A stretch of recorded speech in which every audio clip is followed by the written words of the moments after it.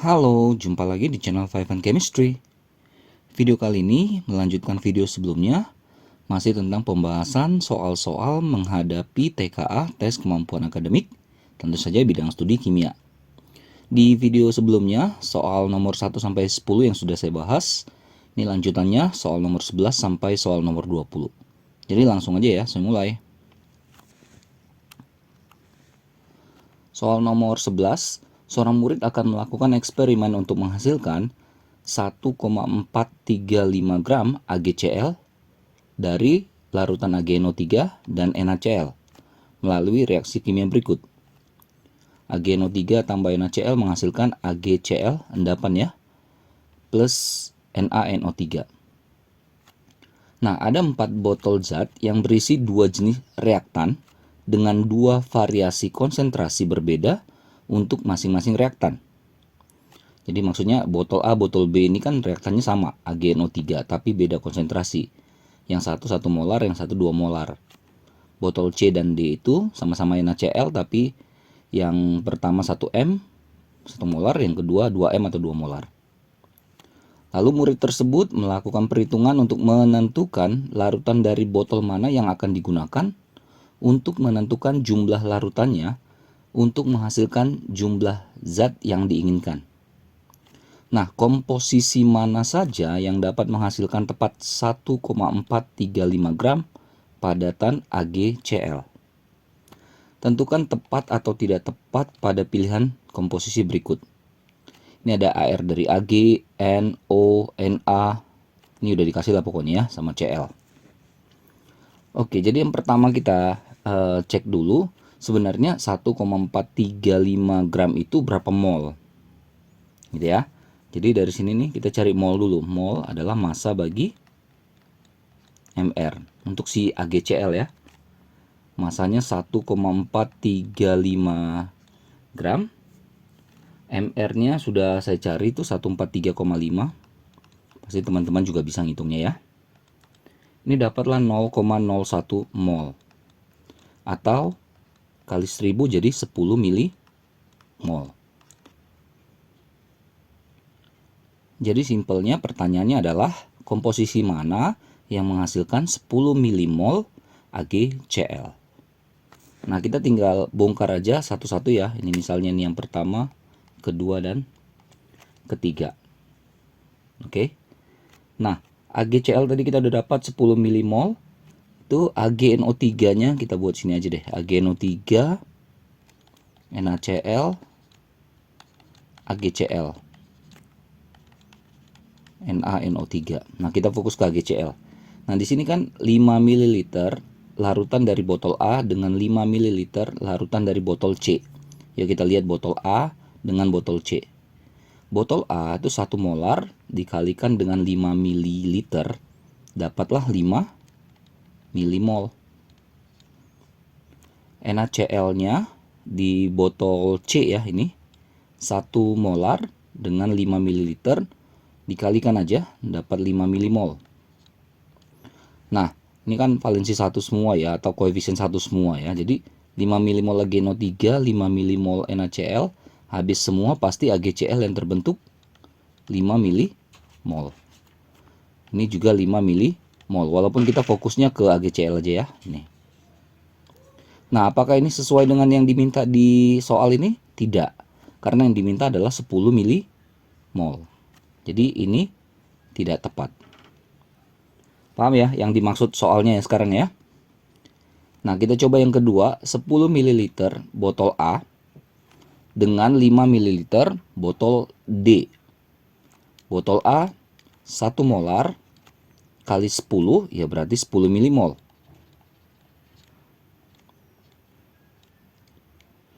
Lalu botol D 2 molar kali 5 ml. Kalikan saja 2 kali 5 10 milimol. Tentu saja AgCl yang terbentuk juga 10 milimol. Nah, ini sesuai ya dengan yang diminta di soal karena AgCl targetnya adalah 10 milimol. Lalu untuk yang ketiga caranya sama, 10 ml botol B, 10 ml botol D dadu. Ya, ini 2 molar kalikan dengan 10, berarti kita dapat 20 milimol. Lalu yang ini juga sama, yang D, 2 kali 10 dapat juga 20 milimol. Tentu saja AgCl yang dihasilkan nanti adalah 20 milimol. Ya, tidak sesuai yang diharapkan. Yang diharapkan adalah 10 milimol. Jadi ini juga tidak tepat. Jadi dari 3 komposisi ini, hanya komposisi 2 lah yang menghasilkan AgCl sebanyak 10 milimol atau 1,435 gram. Oke, mudah-mudahan soal nomor 11 bisa dipahami ya. Nomor 12, ini materinya rumus empiris dan rumus molekul. Sekelompok peneliti kimia lingkungan sedang meneliti kandungan bahan organik dalam limbah cair industri makanan. Mereka berhasil memurnikan satu senyawa organik utama yang diketahui hanya tersusun atas unsur karbon, hidrogen, dan oksigen, CHO saja ya. Nah, dari hasil uji laboratorium, senyawa tersebut memiliki komposisi massa sebagai berikut. 40% karbon, 6,7% hidrogen, sisanya adalah oksigen. Lalu melalui spektrometri massa, diketahui bahwa massa molar senyawa tersebut, MR-nya, adalah 180 gram per mol. Lalu mereka menyimpulkan bahwa rumus empiris dan rumus molekul senyawa itu adalah CH2O. Nah, benar nggak kesimpulan itu? Gitu. Oke, jadi kita langsung aja, kita breakdown dulu. Ada komposisi massa dari CHO-nya, 40%, 6,7%. Nah, persen itu kan 100 ya. Berarti O itu adalah 100 dikurang 40 dikurang 6,7. 53,3. Nah, kalau persen-persen gini nggak usah bingung ya. Persen massa ini anggap aja kalau zatnya ini adalah 100 gram, maka persen itu adalah gramnya sendiri. Ya, jadi nggak masalah. Ya, ini 40 gram, gram, gram. Nah, kita nggak bandingkan gram atau massa, kita bandingkan mol. Lalu massanya ini harus kita ubah menjadi mol. Tentu saja kita harus bagi dengan AR masing-masing ya. C12, H1, O16. Nah, ini saya hitung dapat 3,33, ini 6,7, ini 3,33. Ini sebenarnya kan kelihatan ya perbandingannya ya. Atau kalau mau lebih yakin nih dibagikan aja dengan yang lebih kecil gitu. Dibagikan 3,33 semua, dapatlah 1, 2, 1. Nah, jadi C-nya 1, H-nya ada 2, O-nya ada 1. Ini masih rumus empiris. Rumus dengan perbandingan paling sederhana. Nah, apakah ini udah rumus aslinya, rumus molekulnya? Belum tentu, kita cek lagi. Karena MR-nya ada dikasih tahu. Nah, gimana hubungan antara rumus empiris dengan rumus molekul? Saya selalu tulis begini, rumus empiris itu dikalikan satu faktor, entah X, entah N, terserah. Itu nilainya akan sama dengan rumus molekul. Rumus empiris yang didapat tadi adalah CH2O. Nah, rumus molekul itu bisa bisa diwakili oleh MR-nya. Kita tahu MR itu adalah gabungan dari AR kan? Nah, maka C itu AR-nya kan 12.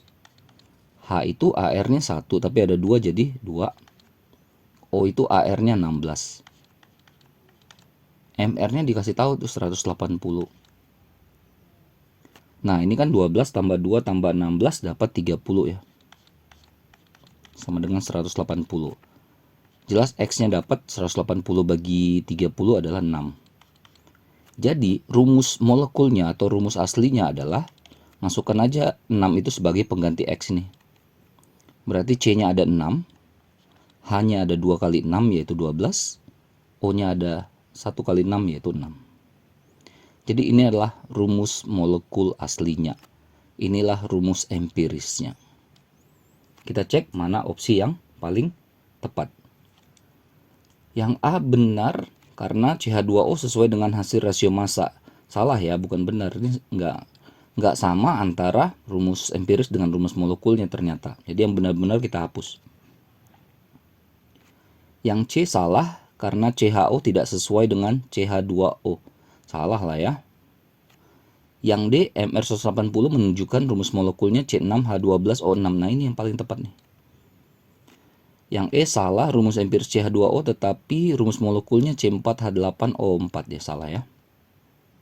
Nah, jadi untuk soal nomor 12 ini, opsi yang paling tepat, yang tepat adalah yang dadu. Mudah-mudahan soal nomor 12 bisa dipahami ya.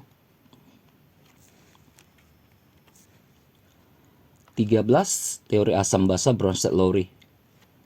Suatu reaksi asam basa dapat didasarkan pada beberapa teori, yaitu teori asam basa Arrhenius, Bronsted-Lowry, dan Lewis. Perhatikan reaksi di bawah ini.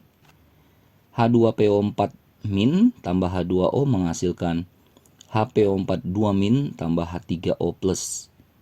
Berdasarkan reaksi tersebut, pernyataan yang benar mengenai reaksi asam basa berdasarkan teori Bronsted-Lowry adalah, saya tulis ulang dulu ya, H2PO4 min tambah H2O, HPO4 2 min tambah H3O plus.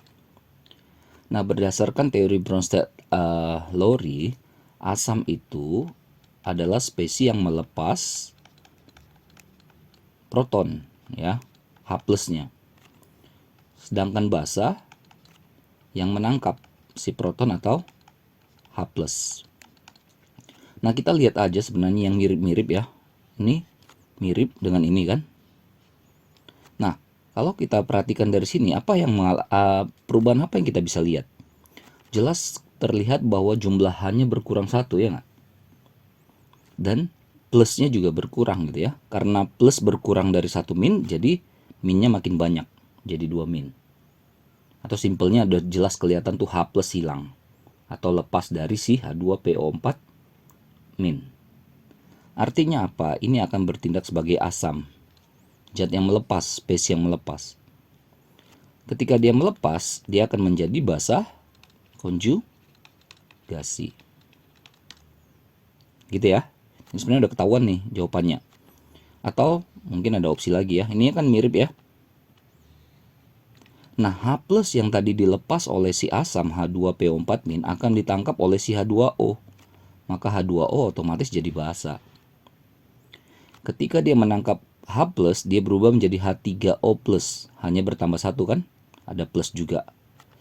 Berubah menjadi asam konjugasi. Tinggal lihat opsi yang A, H2O menerima ion H plus benar dan bertindak sebagai asam. Nah, di sini salahnya. Dia menerima memang dari si H2PO4 min, tapi yang menerima itu namanya basa. Yang A salah. Yang B, H3O plus memberikan, oh enggak ya, yang memberi itu ada di sebelah kiri. H3O plus itu kan produk ya. Yang C, H2PO4 min memberikan ion H plus kepada H2O dan bertindak sebagai asam. Nah, ini yang benar. H2PO4 min itu adalah spesies asamnya yang memberikan ion H plus. H2PO4 min menerima, salah. H2PO4 min memberikan ion H plus kepada, udah jelas salah nih. Yang C ya, nomor 13, mudah-mudahan bisa dipahami. 14, minyak bumi, ini isomer ya, isomer alkana. Minyak bumi terdiri atas ribuan senyawa hidrokarbon yang sebagian besar bersifat non-polar dan memiliki titik didih yang berbeda-beda. Proses distilasi fraksional digunakan untuk memisahkan hidrokarbon berdasarkan titik didihnya. Perbedaan titik didih ini tidak hanya ditentukan oleh massa molekul atau MR, tapi juga bentuk molekul. Karena bentuk molekul memengaruhi gaya van der Waals antar molekul. Berdasarkan informasi tersebut, tentukan tepat atau tidak tepat untuk setiap pernyataan mengenai titik didih dari isomer-isomer hidrokarbon tersebut. Anggap ini 1, 2, dan 3. Titik didih normal butana lebih besar daripada titik didih 2-metil propana. Normal butana itu kan C-nya ada 4 ya. Sedangkan 2 metil propana, propana itu C-nya 3 tapi ada C satu lagi di tengah di nomor 2. Nah, katanya ini seperti ini, titik didinya lebih besar yang normal butana. Apakah ini benar? Ya. Kenapa? Untuk jumlah C yang sama-sama 4, bentuknya kalau dilihat bentuk dari si butana itu kan dia kayak garis lurus gitu kan. Artinya kalau ditempel-tempel tuh masih banyak C4 yang bisa nempel gitu. Masih banyak butana yang bisa lengket gitu. Sedangkan itu ada cabang satu di 2 metil propana itu yang membuat kayak bisa dibilang bentuknya itu luas permukaannya itu jadi lebih kecil, luas bidang sentuhnya jadi lebih kecil. Ini kan kalau dicampur lagi C, C, C, C bisa lebih rapat ya. Dan seterusnya. Gitu ya. Ini kalau ini kan kalau kita buat lagi C, C, C. Nah. Seperti ini. Jadi bidang sentuhnya itu lebih jauh gitu. Kalau ini kan lebih kompak gitu. Lebih rapat, lebih kompak gitu. Sehingga gaya antar molekulnya itu lebih kuat. Ya, van der Waals-nya lebih kuat. Kalau gaya London-nya lebih kuat. Jadi titik didinya lebih tinggi. Jadi intinya kalau ada cabang itu membuat bidang sentuhnya lebih jauh, lebih kecil gitu ya. Sehingga titik didinya lebih kecil juga. Cek nomor 2, 22 dimetil propana. Propana C-nya 3. Di nomor 2 itu ada 2 buah C. Apakah ini lebih besar dari 2 metil butana? Butana C4, ada 1 C. Jumlah C-nya sama-sama 5, tapi di sini ada 2 cabang, di sini cuma 1 cabang, maka titik didinya harusnya yang seperti ini. Yang sedikit cabang akan menghasilkan titik didi lebih besar. Tidak tepat. Heksana, normal heksana C-nya 6 dengan 3 metil pentana. Penta kan 5. Terus nomor 3 ada 1 cabang C. Jadi yang kiri itu tanpa cabang, yang kanan itu ada 1 cabang. Jumlah C-nya sama-sama 6. Seperti tadi yang saya katakan, mana yang menang? Ini ya. Jadi yang tanpa cabang punya titik didi lebih tinggi. Jadi yang pertama tepat, yang kedua tidak tepat, yang ketiga tepat. Lagi mudah-mudahan bisa dipahami ya. 15 Les Atelier, ini kesetimbangan kimia ya. Produksi H2SO4 dilakukan melalui proses kontak, oke. Berlangsung melalui reaksi kesetimbangan berikut. Ini delta H-nya minus 197 kJ per mol, artinya exotherm ya. Ntar aja kita bahas. Untuk meningkatkan produksi H2SO4 dapat dilakukan dengan memanfaatkan reaksi kesetimbangan yang terjadi. Pernyataan mana saja yang menunjukkan upaya yang dapat dilakukan untuk mendapatkan SO3 sebanyak-banyaknya. Artinya supaya ini ke kanan arahnya gimana gitu ya. Pilihlah jawaban yang benar. Jawaban yang benar lebih dari 1. Saya selalu tulis ulang ya kalau reaksi seperti ini. Butuh space yang lebih besar, enak jadi coret-coretnya. Delta H-nya minus 197. Exo ya. Nah kalau seperti ini, yang ke kanan lah yang exo. Jadi ini exo, ini endo yang ke kirinya. Lalu semuanya gas kan. Di kiri itu ada 3 mol, artinya 3 koefisiennya. 2 tambah 1. Di kanan cuma ada 2 mol. Jadi di breakdown dulu ya. Nah baru kita bongkar nih. Memperbesar volume itu sama dengan memperkecil tekanan. Nah pergeseran akan lari ke arah ke kiri. Ya, ke yang tekanannya atau jumlah molnya lebih banyak. 3 dan 2. Jadi kalau tekanan diperkecil lari ke ke mol yang lebih banyak. Gitu ya. Jadi ke kiri. Sementara target kita ke kanan. Oke, jadi yang ini bukan ABCD ya. Ini salah. Menambahkan O2. O2 kan itu ada di kiri. Kalau sisi kiri ditambah, maka pasti dia akan lari ke lawannya, yaitu ke kanan. Benar. Menurunkan tekanan atau tekanan diperkecil ke koefisien yang besar. yaitu kiri. Harapan kita kan ke kanan, jadi ini nggak tepat. Menurunkan suhu. Suhu diperkecil lari ke exo ya. Ya, exo kita ada yang di sebelah kanan. Artinya ini benar. Mengeluarkan SO3 dari wadah. Jadi ketika SO3 terbentuk itu bisa diambil. Ketika SO3 diambil maka SO2 dan O2 akan bereaksi lagi menghasilkan SO3 lagi. Ya, jadi ini salah satu cara untuk menghasilkan SO3 lebih banyak. Jadi opsi yang kedua, 4 dan 5 itu yang tepat. Oke. Lanjut soal nomor 16 tentang reaksi pembatas dan gas pada keadaan STP. Seorang murid melakukan percobaan reaksi antara 24 gram logam magnesium Mg Ar24 dengan larutan asam klorida HCl 3 molar sebanyak 1 liter. Pada kondisi STP, standard temperature and pressure, dengan reaksi yang terjadi sebagai berikut. Mg tambah 2 HCl menghasilkan MgCl2 plus H2 gas. Berdasarkan reaksi tersebut, pilihlah pernyataan yang benar berkaitan dengan zat reaktan dan produk. Jawaban benarnya lebih dari 1. Nah, kalau ada reaksi saya suka untuk menulis ulang lagi reaksinya dengan space yang lebih besar ya. MgCl2 H2 gas. Nah, kan kita udah dapat nih keadaan awalnya. Kita bisa cek dulu molnya ya. Misalnya gini. Magnesium kan 24 gram, Ar-nya 24. Dari situ kan kita bisa dapat mol. Massa bagi Ar. 24 per 24. 1 mol. HCl-nya kita juga dapat molnya karena ada molaritas dan volume. Tinggal kalikan aja. 3 kali 1, 3 mol. Nah, jadi masing-masing reaktan kita udah dapat komposisinya, molnya. Masukkan ke persamaan ini ya. Kita cek mula-mulanya berapa, yang bereaksi berapa, dan sisanya berapa. Ini tadi Mg-nya kita dapat 1 mol, HCl-nya 3 mol, yang namanya produk di mula-mula kan belum ada. Lalu kalau udah dapat seperti ini, kita cari reaksi pembatas. Reaksi pembatas adalah reaksi yang habis. Ya, dan juga menjadi patokan nanti dia.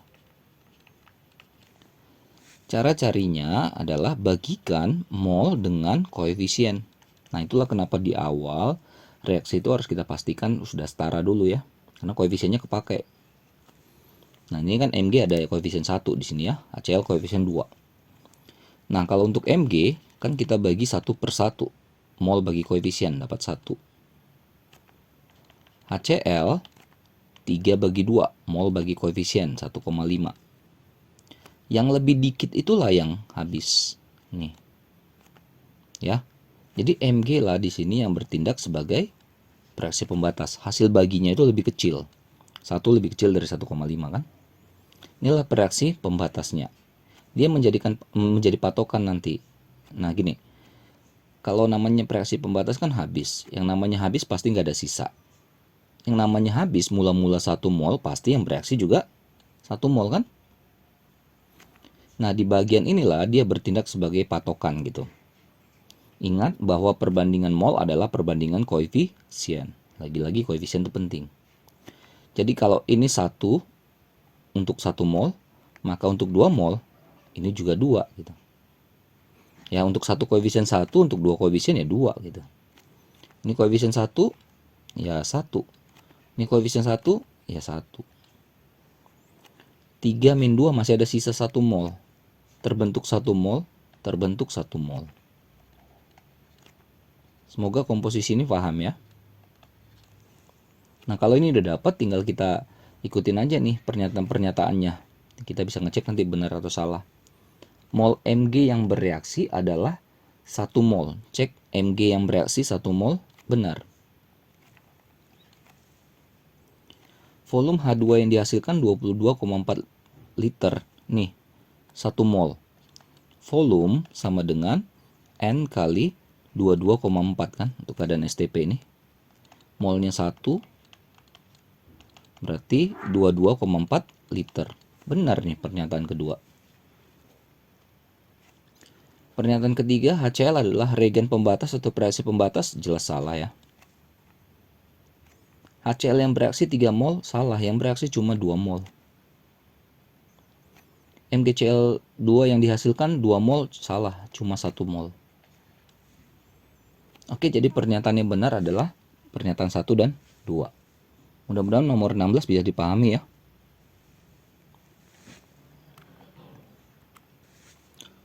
Nomor 17, derajat keasaman asam lemah. Asam cuka, asam asetat, CH3COH yang juga dikenal sebagai asam asetat nih atau asam etanoat adalah senyawa kimia asam organik yang memberikan rasa asam dan aroma khas pada makanan. Selain itu, asam asetat digunakan dalam produksi bahan kimia seperti anhidrida asetat, aspirin, dan ester. Asam cuka dihasilkan dari fermentasi etanol oleh bakteri asam asetat. Seorang murid melarutkan 0,6 gram asam asetat dalam air sampai volume 1 liter. Ini ada Ka-nya ya, 1 kali 10 pangkat minus 6. Berdasarkan data dan informasi dalam soal, tentukan benar atau salah setiap pernyataan berikut terkait pelarutan asam asetat dalam air. Nilai pH, konsentrasi ion H+, dengan derajat ionisasinya atau alfanya ya. Nah, yang pertama kita cari dulu konsentrasi si CH3COH-nya atau molaritasnya. Singkat ya, massa dibagi dengan MR-nya kali dengan 1000 per volume larutan dalam mililiter. Massanya tadi ada tuh 0,6 gram. MR dari CH3COH itu 60 ya. Kali 1000 per volumenya 1 liter ya 1000 mili ya. Coret. 0,6 bagi 60, 0,01 molar. Inilah konsentrasi dari si CH3COH-nya, si asam lemahnya. Lalu kita ke pH ini katanya ya. Nah, sebelum pH kita cari H+ dulu, konsentrasi H+. Masih ingat ya untuk asam lemah, akar Ka kali molaritas asamnya. Ka-nya sudah dikasih 1 kali 10 pangkat minus 6. Molaritasnya juga kita sudah hitung tadi 0,01 atau 10 pangkat minus 2. Di akar 10 pangkat minus 8 ya, minus 6 dengan minus 2. Minus 8 bagi 2 aja ya, jadi 10 pangkat minus 4. pH itu kan minus log ya, dari si konsentrasi H+ sebesar 1 kali 10 pangkat minus 4 sama dengan 4. Benar nih, pH asam cukanya adalah 4. Konsentrasi ion H+ dalam larutan adalah, ini ada kali ya, 1 kali 10 pangkat minus 6. Salah ya, 1 kali 10 pangkat minus 4 ya. Terionisasinya 1%. Itu alfanya ya, alfa salah satu rumusnya adalah akar Ka kali, dibagi molaritasnya. Ka-nya tadi 1 kali 10 pangkat minus 6. Molaritasnya 1 kali 10 pangkat minus 2. Tahu akar 10 pangkat minus 4 jadinya ya, 6 dengan 2. Bagi 2 4-nya jadi 10 pangkat minus 2 atau 0,01. Kalau mau dijadikan persen kita kali 100. 0,01 kali 100, 1%. Benar nih yang ketiga. Ini pernyataan yang benar itu adalah pernyataan 1 dan pernyataan 3 ya. Mudah-mudahan nomor 17 ini masih bisa dipahami juga. 18 tentang perhitungan pada larutan buffer atau larutan penyangga. Larutan penyangga adalah larutan yang dapat mempertahankan pH dengan penambahan sedikit asam atau basa. Jadi harus ada kata sedikit karena kalau ditambahkan banyak, sifat buffernya bisa hilang. Dalam kehidupan sehari-hari, larutan penyangga berguna untuk menjaga pH darah, pH cairan intrasel, pH makanan olahan dalam kaleng, pH obat-obatan. Jadi banyak ya manfaat dari penyangga ini. Nah, lalu ada 100 ml CH3COH 0,1 molar ditambahkan dengan 100 ml NaOH 0,05 molar. tetapan ionisasi asam asetat atau Ka-nya 1 kali 10 pangkat minus 5. Berdasarkan data dan informasi tersebut, manakah di antara pernyataan berikut yang benar terkait dengan reaksi asam basa? Jawaban benar lebih dari 1. Nah, kita punya CH3 COOH ya. CH3 COOH. Lalu kita punya NaOH. Kalau kita reaksikan, ini akan menghasilkan CH3 COONa plus H2O. Kita bongkar aja komposisinya, mula-mula reaksi dan sisanya. Asam lemah, basa, kuat. Di sini di CH3COONa itu ada CH3COO- yang merupakan basa konjugasi dari asam asetat CH3COOH-nya. Jadi nanti kita butuh dia, makanya kita cari. Nah, kita bongkar dulu ini. Kita punya 100 mili CH3COOH dengan 0,1 molar. Cari molnya kan tinggal kali aja ya. 100 kali 0,1, 10. Tapi masih dalam milimol. Kita pakai mililiternya dulu, nggak apa-apa ya. NaOH juga caranya sama, 100 kali 0,05. 5 milimol. Ini di awal belum ada ya. Paham ya, Mas, sampai sini ya. Ini koefisien 1 semua jadi aman. Di sini kan terlihat jelas kalau NaOH itu lebih kecil ya. Molnya pasti ini akan habis. Reaksi pembatas kita katakan tadi ya. Namanya habis pasti nggak ada sisa atau 0. Namanya habis pasti yang mula-mula 5 milimol, pasti yang bereaksi juga 5 milimol kan. Dan kalau masih ingat, dia jadi patokan untuk yang lainnya. Jadi ini semua 5 milimol, 5 milimol, 5 milimol. Ini masih ada sisa 5 milimol. Ini terbentuk 5 milimol. Airnya abaikan saja ya. Nah, kita tahu bahwa konsentrasi H+ sama dengan rumusnya ya. Ka kali mol asam lemah, dalam hal ini si CH3COOH, bagi dengan mol basa konjugasinya atau garamnya, CH3COONa. Karena si NaOH-nya habis gitu. Ya, jadi si lemah itu harus berlebih supaya jadi buffer atau penyangga. Ka-nya tadi berapa nih? 1 kali 10 pangkat minus 5. Molnya kan sama nih, 5 per 5. Coret aja. Maka 1 kali 10 pangkat minus 5 lah konsentrasi H+-nya. Dengan pH minus log 1 kali 10 pangkat minus 5, ya 5. Berarti yang pertama ini opsinya benar. Yang kedua, asam asetat yang bereaksi, apakah 10 milimol? Tidak ya, yang bereaksi itu cuma 5. NaOH yang bereaksi 5 milimol, nah ini benar nih. Asam asetat dan natrium hidroksida habis bereaksi, tidak ya. Si asam asetat saja yang berlebih, sisa NaOH-nya habis. Garam CH3CONa yang terbentuk 5 milimol, benar. Jadi opsi yang tepat adalah opsi yang ke-1, ke-3, yang ke-5. Itu yang benar ya, opsinya yang benar.